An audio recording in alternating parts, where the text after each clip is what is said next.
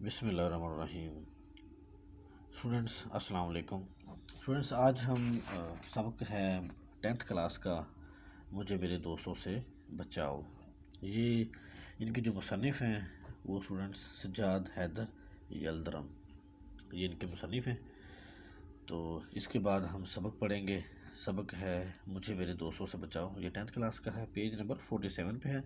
تو یہ اسٹوڈنٹس ہم سٹارٹ کرتے ہیں۔ یہ ہم سب سے پہلے اسٹوڈنٹس دیکھیں تو نام کے نیچے جو ہوتی ہے ڈیٹ، وہ ایک طرف جیسے یہ ہے 1880 1880، دوسری ہے 1943، یہ ڈیٹ وفات ہوتی ہے، یہ پیدائش ہوتی ہے، یہ وفات ہوتی ہے۔ تو اسٹوڈنٹس اس کے بعد ہم سٹارٹ کرتے ہیں ان کا تعارف، جو تعارف ہے ان کا وہ ہم سٹارٹ کرتے ہیں۔ سجاد حیدر یلدرم کے جد امجد یعنی کہ آباء و اجداد، اس کا مطلب اسٹوڈنٹس ہوتا ہے کہ ان کے باپ دادا، ان کے جو گھر بار والے تھے، بزرگ جو بڑے بڑے بزرگ تھے وہ۔ سجاد حیدر یلدرم کے جد امجد یعنی کہ آباء و اجداد وسط ایشیا سے ہندوستان آئے، یعنی کہ ایشیا کے درمیان سے ہندوستان میں آئے 1857۔ انہوں نے 1857 کی جنگ آزادی میں حصہ لینے کی پاداش یعنی کہ سزا میں، یہ اسٹوڈنٹس میں نے لکھ دیا، ساتھ ساتھ لکھا ہوا ہے تاکہ آپ کو لکھنے میں بھی پرابلم نہ ہو۔ پاداش میں ان سے جاگیریں چھین کی۔ تو جب جنگ آزادی اسٹوڈنٹس ہوئی مسلمانوں کی، ہندوؤں کی، اور آپس میں نہیں، ان کے انگریزوں سے ہوئی، جب انگریز نے یہاں پہ برصغیر میں قبضہ کیا تو تب ان کی سزاؤں میں ان کی جاگیریں جو بنائی ہوئی تھی وہ چھن گئی، تو وہ ملازمت کی طرف آ گئے۔ پھر انہوں نے ملازمت اختیار کی۔ یلدرم یوپی کے قصبے نہٹور ضلع بجنور میں پیدا ہوئے۔ ان کا بچپن بنارس میں گزرا اور ابتدائی تعلیم یہیں حاصل کی۔ علی گڑھ سے BA کیا، انہوں نے BA پاس کیا علی گڑھ سے، علی گڑھ جو یونیورسٹی تھی۔ اس کے ساتھ ہی ذاتی شوق سے ترکی زبان سیکھی، پھر انہیں اپنا ذاتی شوق تھا، ترکی زبان سیکھی اور بغداد کے برطانوی قونصل خانے میں ترجمان کے طور پر کام کرنے لگے، یعنی کہ بغداد کا جو برطانوی خانہ تھا وہاں پہ بطور ترجمان کام کرنے لگے۔ ترجمہ کرنے والا، ترجمان ہوتا ہے ترجمہ کرنے والا، ٹرانسلیٹر۔ کچھ عرصہ قسطنطنیہ میں بھی رہے اور ترکی زبان و ادب کا مزید مطالعہ کیا۔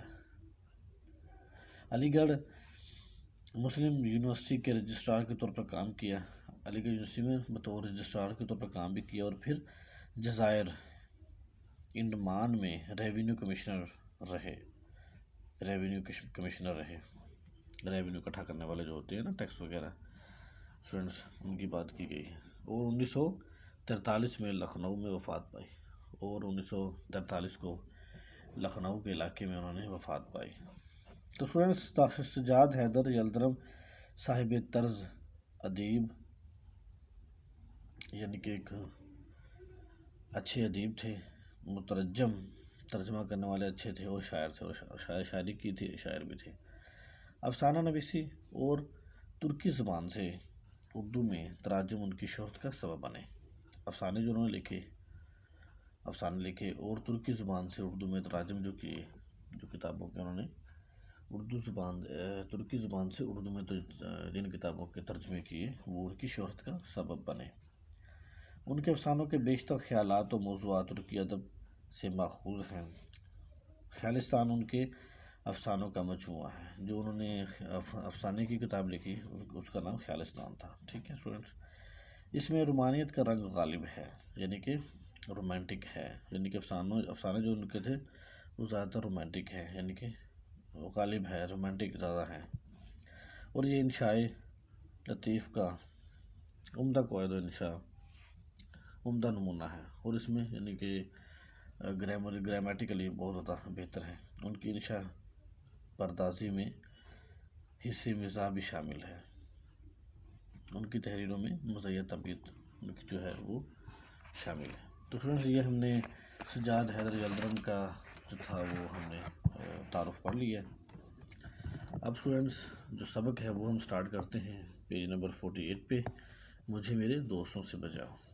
تو یہ ہم سٹارٹ کرتے ہیں، شروع کرتے ہیں اسٹوڈنٹس۔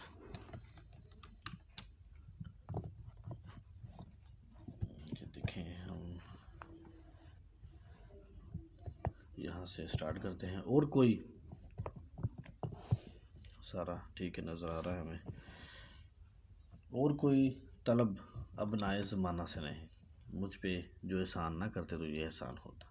اسٹوڈنٹس یہ سب سے پہلے شعر لکھا ہوا ہے انہوں نے، مجھے میرے دوستوں سے بچاؤ. وہ کہتا ہے کہ اور کوئی طلب ابنائے زمانے سے نہیں، کہتا ہے اس زمانے سے کوئی بھی، اس لوگوں سے، دنیا سے، زمانے سے مجھے کوئی طلب نہیں ہے، کسی قسم کی کوئی طلب نہیں ہے. کہتا ہے مجھ پہ احسان یہی ہے کہ میرے اوپر کوئی احسان نہ کرو، میرے ساتھ کوئی نیکی نہ کرو. خوددار آدمی کی نشانی ہے اسٹوڈنٹس. انہوں نے اپنی خودداری کو واضح کرنے کے لیے، بیان کرنے کے لیے یہ جو تھا شعر بیان کیا.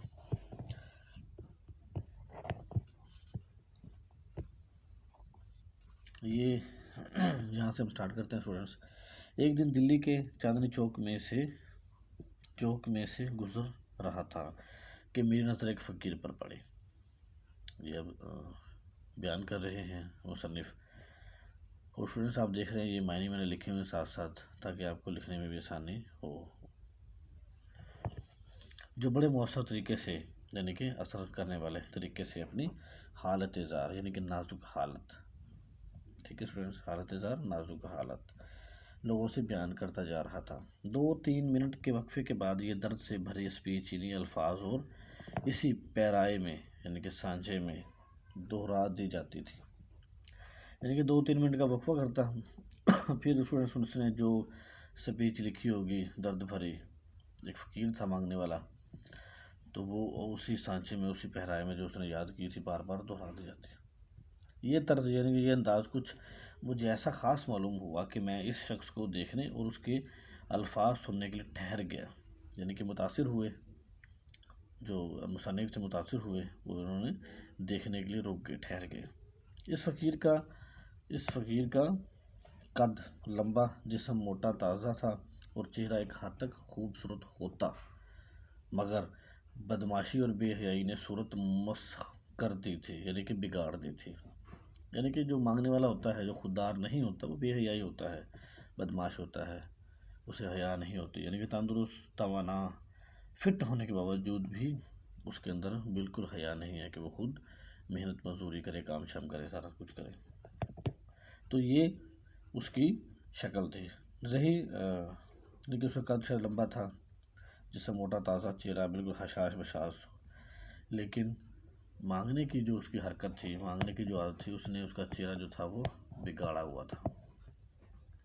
رہی اس کی صدا، یعنی کہ اس کی آواز، تو میں ایسا قسی القلب، یعنی کہ تنگ دل نہیں ہوں. یعنی کہ وہ کہتا ہے، رہی اس کی آواز کی جو بات ہے، تو کہتا ہے میں ایسا کوئی تنگ آدمی نہیں ہوں کہ صرف اس کا مختصر سا خلاصہ لکھ دوں. کہتا پوری بات بیان کروں گا جو وہ بیان کر رہا تھا.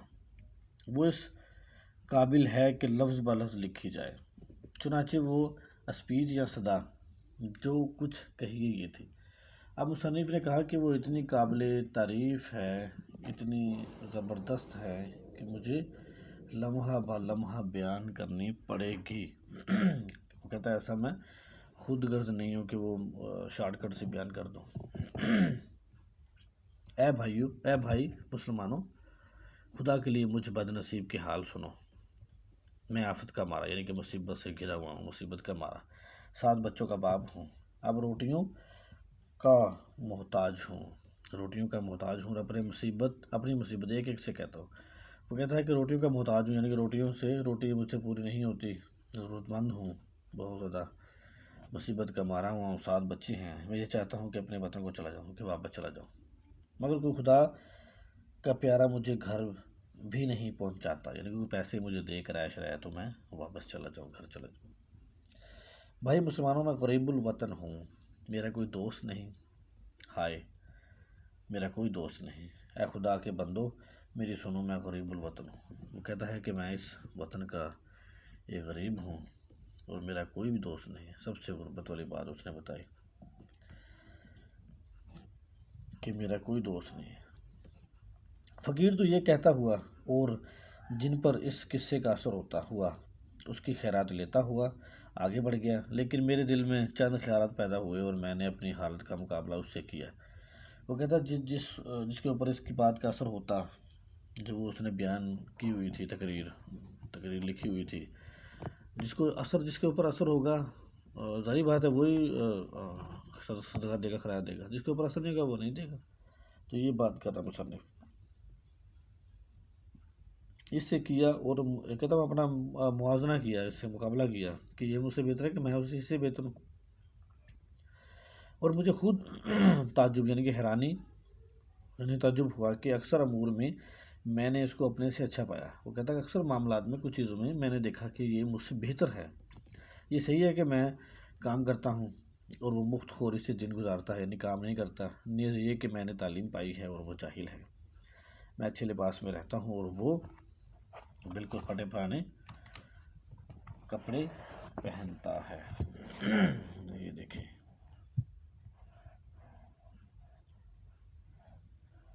پھٹے پرانے کپڑے پہنتا ہے۔ بس وہ کہتا ہے کہ یہاں تک تو میں اس سے بہتر ہوں، آگے بڑھ کر اس کی حالت مجھ سے بدرجہ اچھی ہے۔ وہ کہتا ہے بانسبت بہتر ہے مجھ سے، یہاں تک تو کہتا ہے میں اس سے بہتر ہوں، باقی وہ مجھ سے بہت ساری چیزوں میں بہت بہتر ہے۔ کہتا ہے اس کی صحت پر مجھے رشک کرنا چاہیے، حسد کرنا چاہیے، یعنی کتنی اچھی صحت ہے اس کی۔ میں رات دن فکر سے گزارتا ہوں اور وہ بڑے ایسے اطمینان سے بسر کرتا ہے کہ باوجود بسورنے اور رونے کی صورت بنانے کے، وہ کہتا ہے کہ رونے کی شکل بنانے کے اسے اور کوئی کام نہیں ہے، ہمیں اصل فکر ٹینشن ہے اور اسے کوئی فکر فاقہ نہیں ہے۔ اس کے چہرے سے بشاشت یعنی خوش نمائی، خوشی، بے فکری، نو ٹینشن، یہ ساری جھلکتی تھی، نمایاں تھی، یعنی کہ ظاہر ہوتی تھی۔ بڑی دیر تک کہتا غور کرتا رہا کہ اس کی یہ قابل رشک یعنی کہ جس کے اوپر رشک کیا جا سکے، حسد کیا جا سکے، حالت کس وجہ سے ہے، اور آخر کار میں اس بظاہر عجیب نتیجے پر پہنچا کہ جسے وہ مصیبت خیال کرتا ہے وہی اس کے حق میں نعمت ہے۔ وہ کہتا ہے کہ جسے وہ مصیبت خیال کرتا ہے وہی تو اس کی نعمت ہے۔ کون سی بھلا؟ کہ وہ حسرت سے کہتا ہے کہ میرا کوئی دوست نہیں۔ کہتا ہے میں حسرت سے کہتا ہوں میرے اتنے دوست ہیں۔ کہتا ہے وہ حسرت سے کہہ رہا ہے کہ میرا کوئی دوست نہیں، افسوس سے کہہ رہا ہے، پریشانی سے کہہ رہا ہے۔ کہتا ہے میرے اتنے سارے دوست ہیں، اس کا کوئی دوست نہیں۔ اگر یہ سچ ہے تو اسے مبارکباد دینی چاہیے کہ اس کا کوئی دوست نہیں ہے۔ مصنف کے نزدیک دوستوں کا زیادہ ہونا قابل تکلیف ہے، قابل مذمت ہے۔ اب یہاں کہتا ہے کہ میں اپنے دل میں یہ بات کرتا ہوا مکان پر آیا، کیسا خوش نصیب آدمی ہے، کہتا ہے میرا کوئی دوست نہیں۔ اے خوش نصیب شخص، یہی تو مجھ سے بڑھ گیا، لیکن کیا اس کا یہ قول صحیح بھی ہے؟ یعنی کیا اصل میں اس کا کوئی دوست نہیں جو میرے دوستوں کی طرح اسے دن بھر میں 5 منٹ کی بھی فرصت نہ دے؟ کہتا ہے واقعی اس کا کوئی دوست نہیں ہے جو اسے 5 منٹ کے لیے بھی فارغ نہیں کرتے، فرصت میں نہیں، سکون، فارغ لمحات جو ہوتے ہیں۔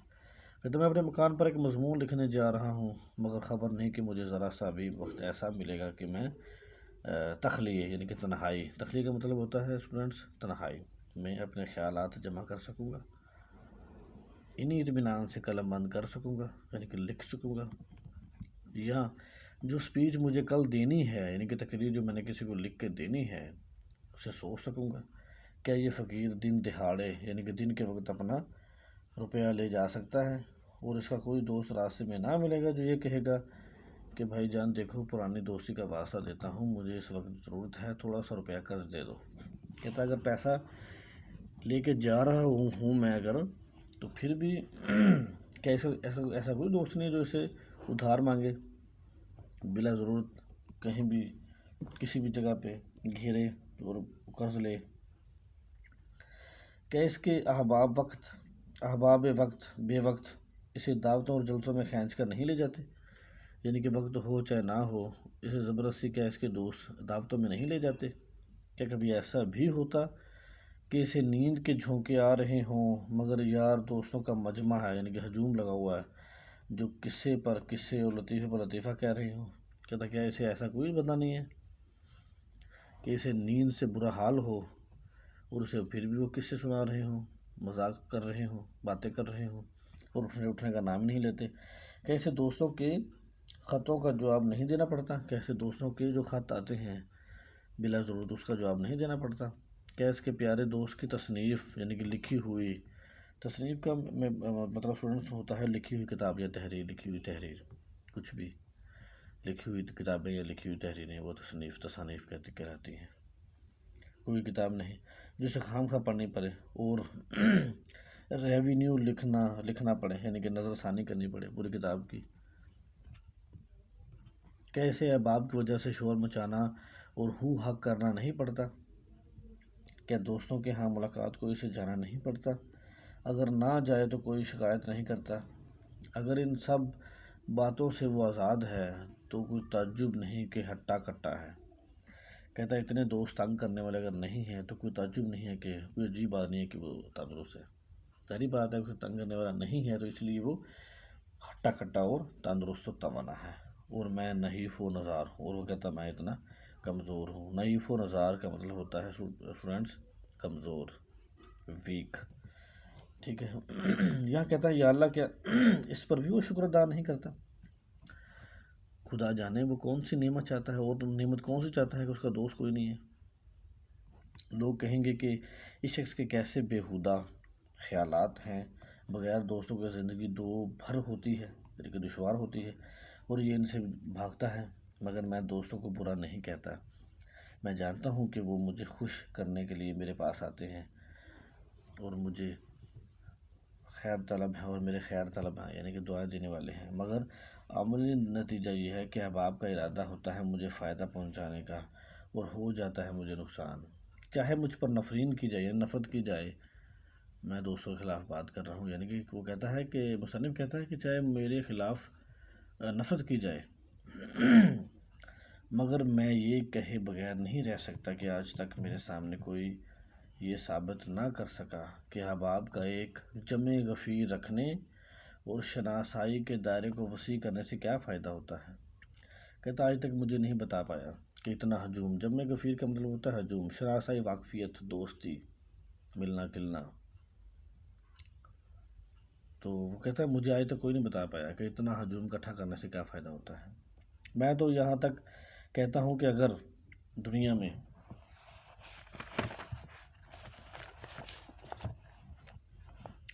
صاحب ہم پیج نمبر 50 پہ ہیں، کچھ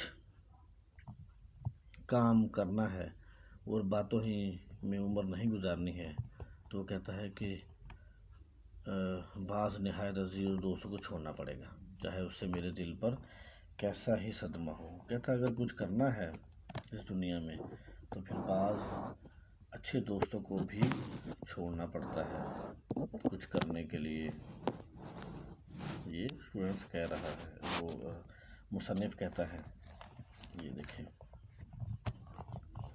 مصنف کہتا ہے کہ مثلاً میرے دوست احمد مرزا ہیں، جنہیں میں بڑھڑیا دوست کہتا ہوں. یہ بہت بولنے والا ہے، یہ نہایت معقول آدمی ہے، اور میری اس کی دوستی نہایت پرانی اور بے تکلفی کی ہے، مگر حضرت کی خلقت میں داخل ہے، یعنی کہ اس کی فطر میں شامل ہے کہ وہ 2 منٹ نچلا نہیں بیٹھا جاتا، یعنی کہ اس کے 2 منٹ کے لیے بھی اسے کرسی پہ نہیں بیٹھا جائے گا، یعنی کہ آرام سے نہیں بیٹھا جائے گا، سکون سے نہیں بیٹھا جائے گا.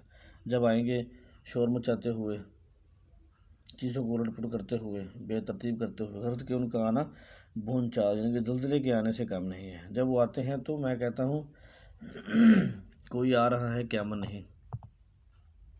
ان کے آنے کی مجھے دور سے خبر ہو جاتی ہے، باوجود یکا، یعنی کہ اس کے باوجود میرے لکھنے پڑھنے کا کمرہ چھت پر ہے. اگر میرا نوکر کہتا ہے کہ میاں اس وقت کام میں بہت مشغول ہے، یعنی کہ میں کام میں مصروف ہوں، مشغول ہوں، میرے پاس ٹائم نہیں ہے، تو وہ فوراً چیخنا شروع کر دیتے ہیں کہ کم وقت کو اپنی صحت کا بھی تو کچھ خیال نہیں.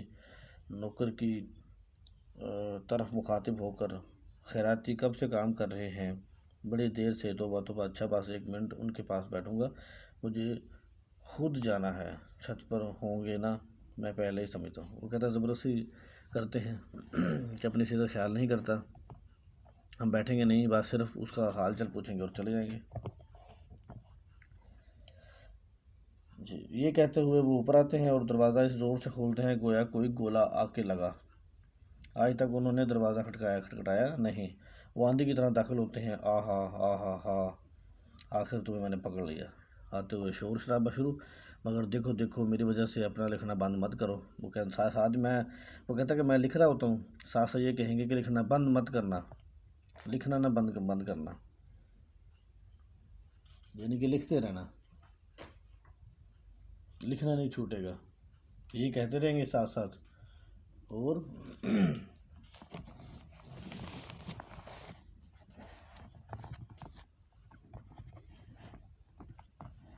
جی کہاں پہ تھے ہم؟ میں حرج کرنے نہیں آیا، یعنی کہ میں نقصان کرنے نہیں آیا، خدا کی بنا کس قدر لکھ ڈالا ہے، یعنی کتنا لکھ دیا ہے، کہو طبیعت تو اچھی ہے، کہیں گے کہ طبیعت اچھی ہے، اتنا لکھ دیا ہے، اتنا کام کر رہے ہو۔ میں تو صرف یہ پوچھنے آیا تھا واللہ مجھے کس قدر خوشی ہوتی ہے کہ میرے دوستوں میں ایک شخص ایسا ہے جو مضمون نگار کے لقب سے پکارا جاتا ہے، یعنی کہ مضمون نگار ہے۔ لو اب جاتا ہوں، میں بیٹھوں گا نہیں، 1 منٹ نہیں ٹھہرنے کا، تمہاری خیر دریافت کرنی تھی، خدا حافظ۔ یہ کہہ کے وہ نہایت محبت سے مصافحہ کرتے ہیں، یعنی کہ سلام کرتے ہیں، اور اپنے جوش میں میرے ہاتھوں کو اس قدر دبا دیتے ہیں کہ انگلیوں میں درد ہونے لگتا ہے اور میں قلم نہیں پکڑ سکتا، اور دوبارہ وہ لکھنا پھر بند۔ یہ تو علیحدہ رہا، یعنی کہ الگ رہا۔ وہ کہتا ہے اپنے ساتھ میرے کل خیالات کو بھی لے جاتے ہیں، یعنی کہ ایسا زور سے ہاتھ دبایا کہ ہاتھ درد شروع ہو گیا، اور جتنے میرے خیالات تھے وہ سارے ساتھ لے گئے۔ خیالات کو جمع کرنے کی کوشش کرتا ہوں مگر اب وہ کہاں، اور دیکھا جائے تو میرے کمرے میں 1 منٹ سے زیادہ نہیں رہے، تاہم وہ اگر گھنٹوں رہتے تو اس سے زیادہ نقصان نہ کرتے۔ کیا میں انہیں چھوڑ سکتا ہوں؟ میں اس سے انکار نہیں کرتا کہ میری ان کی دوستی بہت پرانی ہے اور مجھ سے بھائیوں کی طرح محبت کرتے ہیں، تاہم میں انہیں چھوڑوں گا، ہاں چھوڑ دوں گا، اگرچہ کلیجے اور پتھر رکھنا پڑے۔ وہ کہتا ہے کہ اور لیجئے دوسرے دوست محمد تحسین ہیں، یہ بال بچوں والے صاحب ہیں اور رات دن ان کی فکر میں رہتے ہیں، جب کبھی ملنے آتے ہیں تو تیسرے پہر کے قریب آتے ہیں، جب میں کام سے فارغ ہو چکتا ہوں، یعنی کہ فارغ ہو چکا ہوتا ہوں، لیکن اس قدر تھکا ہوا ہوتا ہوں کہ دل نہیں چاہتا، کہتا ہے اس قدر تھکا ہوتا ہوں کہ دل نہیں چاہتا بیٹھنے کو، یہی چاہتا ہے کہ کچھ گھنٹہ آرام کرسی پر خاموش پڑا رہوں، مگر تحسین آئے ہیں، ان سے ملنا ضروری ہے، ان کے پاس باتیں کرنے کے لیے سوائے اپنی بیوی بچوں کی بیماری اور کچھ مضمون ہی نہیں، اور کوئی ٹاپک نہیں ان کے پاس اپنے بیوی بچوں کی بیماری کے علاوہ۔ وہ کہتا ہے کہ میں کتنی ہی کوشش کروں مگر وہ اس مضمون سے باہر نہیں نکلتے۔ اگر وہ کہتا ہے میں موسم کا ذکر کرتا ہوں تو وہ کہتے ہیں ہاں بڑا خراب موسم ہے، میرے چھوٹے بچے کو بخار آ گیا ہے، منجلی لڑکی کھانسی میں مبتلا ہے، منجلی میں نے درمیان والی کھانسی میں مبتلا ہے۔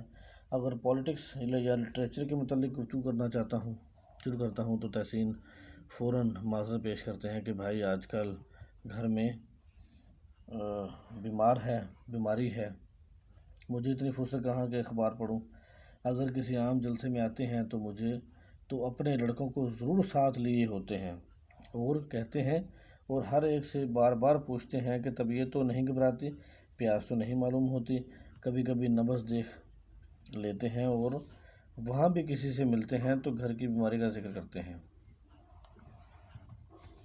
اسی طرح میرے مقدمے بعض دوست ہیں جنہیں اپنی ریاست کے جھگڑوں اور اپنے فریق مخالف کی برائیوں اور جج صاحب کی تعریف یا مذمت کے اور کوئی مضمون نہیں۔ من جملہ یعنی کہ سب میں سے بہت سے مختلف قسم کے دوستوں کے میں محمد شاکر خان صاحب کا ذکر خصوصیت سے کروں گا کیونکہ وہ مجھ پر خاص عنایت فرماتے ہیں۔ شاکر خان صاحب موضوع سلیم پور کے رئیس اور ضلع بھر میں نہایت معزز آدمی ہیں، یعنی کہ عزت دار ہیں، انہیں اپنی لیاقت کے مطابق لٹریچر کا بہت شوق ہے، لٹریچر پڑھنے کا اتنا نہیں جتنا لٹریسی آدمیوں سے ملنے اور تعارف پیدا کرنے کا ہے، یعنی کہ ادبی آدمیوں سے ملنے کا زیادہ شوق ہے، لٹریچر پڑھنے کا یعنی کہ ادب سے تعلق واسطہ کام ہے۔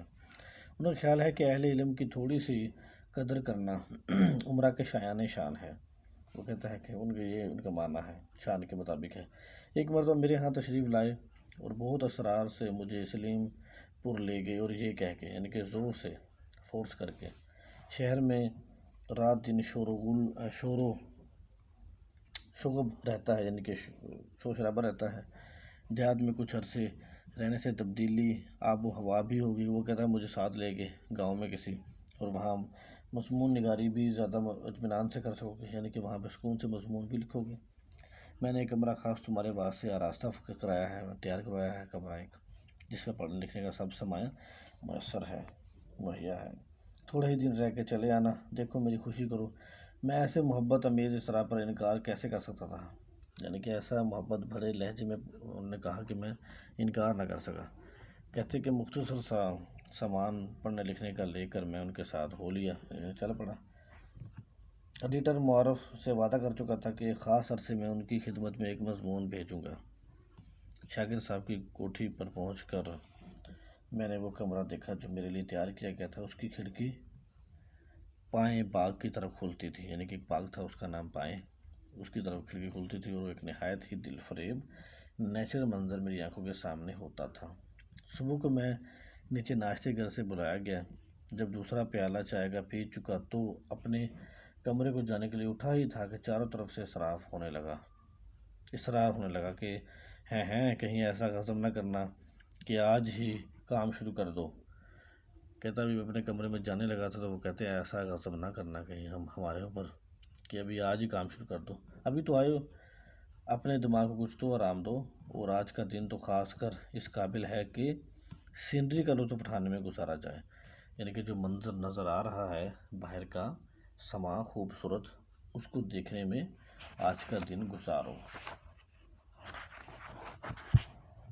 تو اسٹوڈنٹس ہم پیج نمبر 52 پہ ہیں،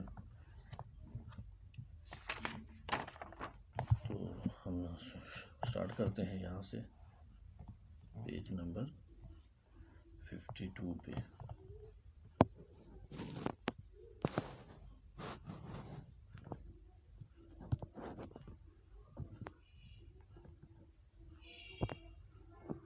جی تو اسٹوڈنٹس ہم یہاں سے شروع کرتے ہیں۔ جی چلیے گاڑی تیار کراتے ہیں اور دریا پر مچھلی کا شکار کھیلیں گے، پھر وہاں سے 2 میل پر احمد نگر ہے، آپ کو وہاں کے رئیس راجہ صاحب کی سے ملائیں گے۔ وہ میرا ماتھا وہیں ٹھنکا، یعنی کہتا ہے مجھے خیال آیا کہ اگر یہی حال رہا تو یہاں بھی فرصت معلوم، خیر سینکڑوں ہیلے حوالوں سے اس وقت تو میں بچ گیا، یعنی کہتا میں نے بہت سے بہانے لگائے، میں تو اس ٹائم بچ گیا، نہ جا سکا، اور میرے میزبان بھی میری وجہ سے نہ گئے، مگر مجھے بہت جلد معلوم ہو گیا کہ جس ان کا یعنی کہ نایاب یکسوئی کی تلاش میں سرگرداں تھا وہ مجھے یہاں بھی نہ ملے گی۔ کہتا جو میں نے یکسوئی کی تلاش میں تھا، بالکل تنہا پن، خاموشی، علیحدگی جو مجھے چاہیے تھی، وہ کہتا مجھے معلوم ہو گیا کہ یہاں بھی نہیں ملے گی۔ ایک رائٹر کو یہی سب سے زیادہ ضروری ہوتی ہے اسٹوڈنٹس کے، اسے تنہائی ملے، اسے یکسوئی، تاکہ اس کی کام میں لگے اس کی۔ وہ کہتے میں جلدی سے اٹھ کر اپنے کمرے میں آیا اور اس وقت ذرا غور سے اس میز کے سامان کو دیکھا جو میرے لکھنے پڑھنے کے لیے تیار کی گئی تھی۔ میز پر نہایت قیمتی کامدار کپڑا پڑا ہوا تھا جس پر ایک قطرہ گرانا گناہ کبیرہ سے کم نہ تھا، یعنی کہ بہت بڑا گناہ تھا ایک قطرہ بھی گرانا۔ چاندنی کی دوات مگر صحیح دیکھا تو سوکھی ہوگی۔ انگریزی قلم نہایت قیمتی اور نایاب، مگر اکثر میں نب ندارد، یعنی کہ نب غائب تھی، اتنی قیمتی پین اس کے اندر نب ہی نہیں ہے۔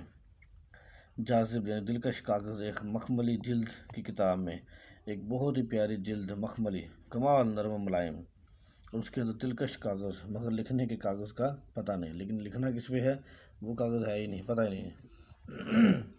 کہتے اسی طرح بہت سا اعلیٰ درجے کا پیش قیمتی سامان میز پر تھا، مگر اکثر اس میں سے میرے کام کی نہیں، اور جو چیزیں ضرورت کی تھی وہ موجود نہیں، جو چیزیں ضرورت کی تھی وہ نہیں تھیں۔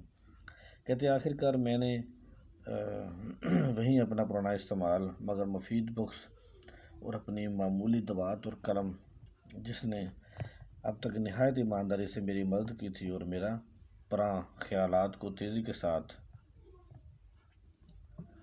قفسے کاغذ میں بند کیا ہوا تھا، نکالا اور لکھنا شروع کر دیا۔ یہ ضرور ہے کہ جن مرغان خوشنما کی تعریف میں شعرا اس قدر راب کیا ہے رت باللسان ہے، یعنی تعریف کرنا ہے۔ ان کی عنایت میں خوش نہیں ہوا کہ سب کے سب میرے کمرے کے نیچے درخت پر جمع ہو گئے اور شور مچانا شروع کر دیا۔ تاہم میں نے کوشش کر کے ان کی طرف سے کان بند کر لیے اور کام میں ہمہ تن مشغول ہو گیا، یعنی کہ مکمل طور پر مشغول ہو گیا اپنے کام میں۔ وہ کہتے میں نے بالکل بھی کان نہیں دھرا۔ وہ کہتے تن تن تنا تن تنا تنا چھن تا تن تن تن تن، میں ایسا مصروف تھا کہ اس طرح کی شور شرابے کی آواز آ رہی تھی اور دنیا اور ما فیہا کی خبر نہ تھی، دنیا اور اس میں جو کچھ بھی ہے کوئی خبر نہیں تھی۔ یہ کہا جائے کہ اس تن تن نے چونکا دیا، یعنی کہ آواز آ رہی تھی اس میں چونکا دیا۔ یہ کیا ہے وہ؟ اب میں سمجھا میرے کمرے قریب شاکر خان صاحب کے چھوٹے بھائی کمرہ ہے، انہیں موسیقی میں بہت دخل ہے، ان کی مہارت ہے۔ اس وقت ستار سے شوق فرما رہے تھے، وہ ستار بجا رہے تھے، ایک میوزیکل انسٹرومنٹ ہے ستار، تو وہ کیا کر رہے تھے؟ بجا رہے تھے۔ انہیں شوق ہے بجانے کا، تو وہ کیا کر رہے تھے؟ ستار بجا رہے تھے۔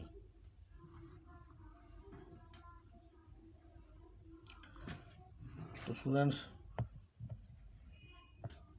کوئی آدھ گھنٹہ انہوں نے موسیقی کی مشق فرما کر مجھے میری خواہش کے خلاف محظوظ فرمایا، یعنی کہ لطف اٹھایا میری خواہش کے خلاف ہی۔ پھر کسی وجہ سے وہ اپنے کمرے سے چلے گئے اور خاموشی طاری ہو گئی، تو مجھے پھر اپنے کام کا خیال آیا۔ وہ کہتا ہے میرے خیالات، تم ہی میرا گنجینہ، یعنی خزانہ، میرا خزانہ ہو، خدا کے لیے رحم کرو، میرے دماغ میں پھر آ جاؤ۔ یہ کہہ کہ میں کاغذ کی طرف متوجہ ہوا اور دیکھو کہاں چھوڑا ہے، جن قدر آپ کہاں بھول پڑے، اتنے دنوں کہاں رہے، یہ کیا محمل فکرہ ہوا، لا حول ولا قوت، میں بھی کیا گڑبڑا رہا ہوں، بے مقصد اور